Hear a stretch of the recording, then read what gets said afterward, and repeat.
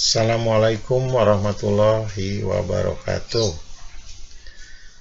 Hari ini akan Bapak bahas tentang materi ketiga, yaitu tentang bentuk aljabar.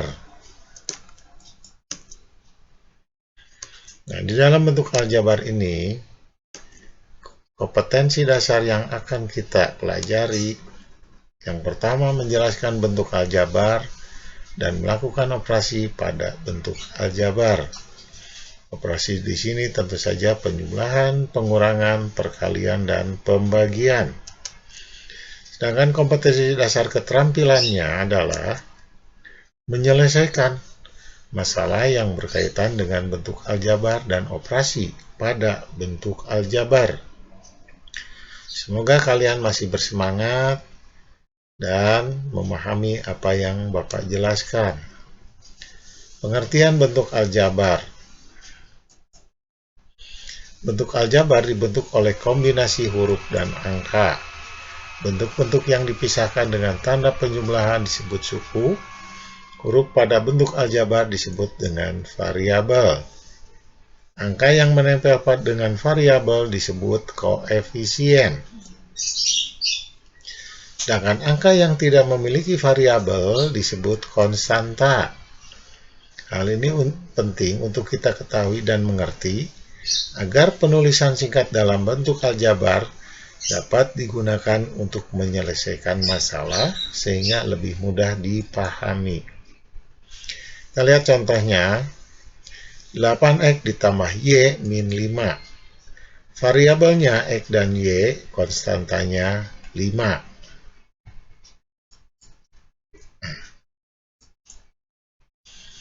Pengertian koefisien dan konstanta. Perhatikan bentuk aljabar. 3a pangkat 4 ditambah 6a pangkat 3 ditambah 5a pangkat 2 ditambah 7a ditambah 8. Bilangan-bilangan 3, 6, 5, 7, dan 8 disebut dengan koefisien dari bentuk aljabar. Sehingga dapat kita jelaskan 3a pangkat 4 koefisiennya 3. 6a pangkat 3 koefisiennya 6. 5a pangkat 2 koefisiennya 5. 7a koefisiennya 7. Dan 8 tanpa variabel disebut konstanta. Nah, faktor perkalian, koefisien, konstanta, suku, dan suku sejenis. Pengertian faktor perkalian. Bentuk aljabar 2a itu sama dengan 2 kali a. Maka 2a memiliki faktor-faktor yaitu 2 dan a. Faktor 2 disebut faktor angka atau numerik, faktor disebut koefisien dari a. Faktor a disebut faktor huruf atau faktor alfabetik.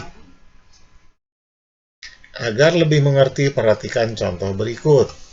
3a kuadrat b itu adalah 3 kali a kali b. 3 faktor numerik, a pangkat 2 faktor huruf, b faktor huruf. Jadi faktor dari 3a kuadrat b adalah 3a kuadrat dan b. Pada a pangkat 2, angka 2 disebut pangkat atau eksponen. Kita lanjutkan dengan pengertian suku dan suku sejenis. Perhatikan bentuk 2a, 3a plus 6b, dan 3q min 2r min s. 2a suku tunggal, 3a tambah b suku 2, dan 3q min 2r min s suku 3. Pemberian nama ini bersesuai dengan banyak suku dari bentuk-bentuk aljabar tersebut. Kita lihat contoh berikutnya. 4x ditambah 3a ditambah 6x mempunyai suku-suku 4x, 2a, dan 6x.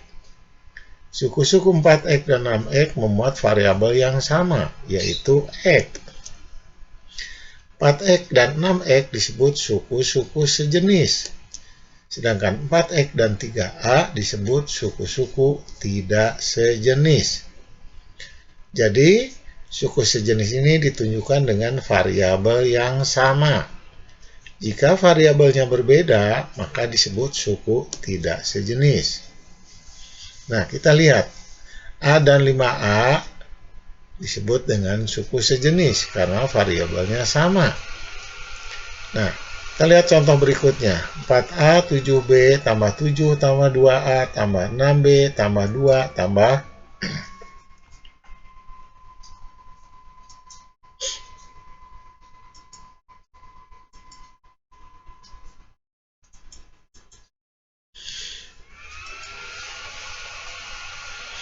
A dan 5A bentuk memiliki suku sejenis 4A dengan 2A, B dan 6B, 7 dan 2. 7 dan 2 ini adalah konstanta karena tidak memiliki variabel.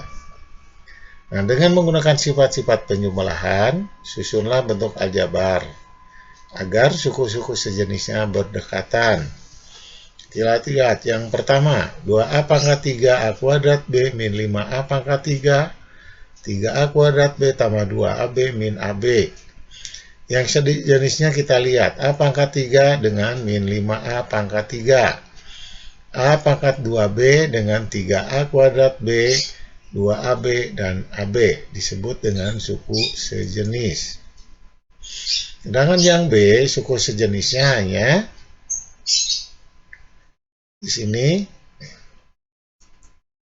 3B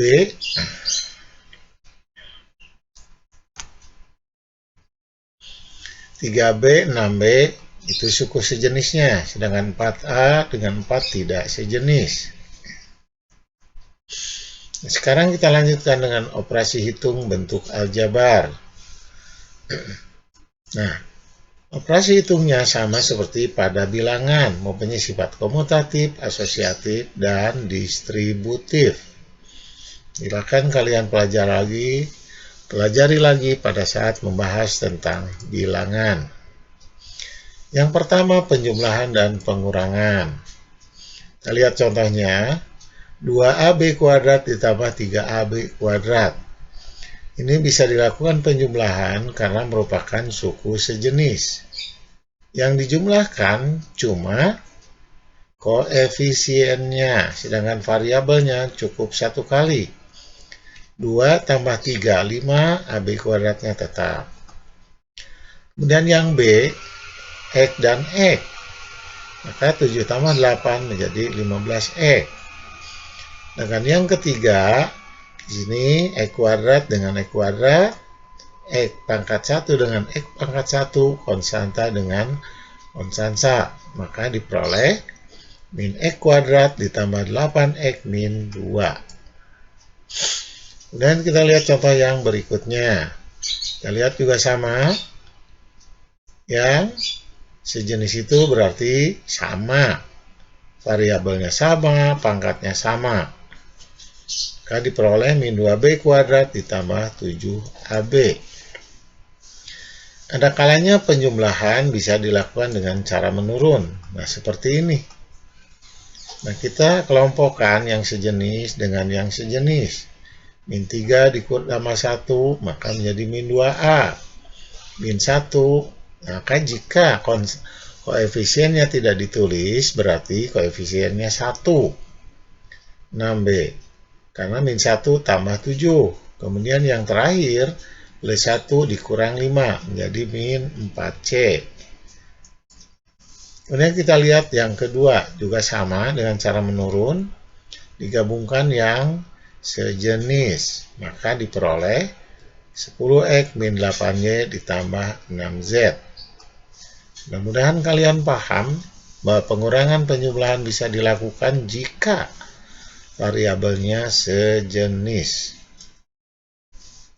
Nah, itulah materi ke-1 dari bab 3 tentang bentuk aljabar. Untuk pertemuan berikutnya akan diisi dengan latihan-latihan. Tetap semangat dan ingat selalu menjaga prokes. Terima kasih. Wassalamualaikum warahmatullahi wabarakatuh.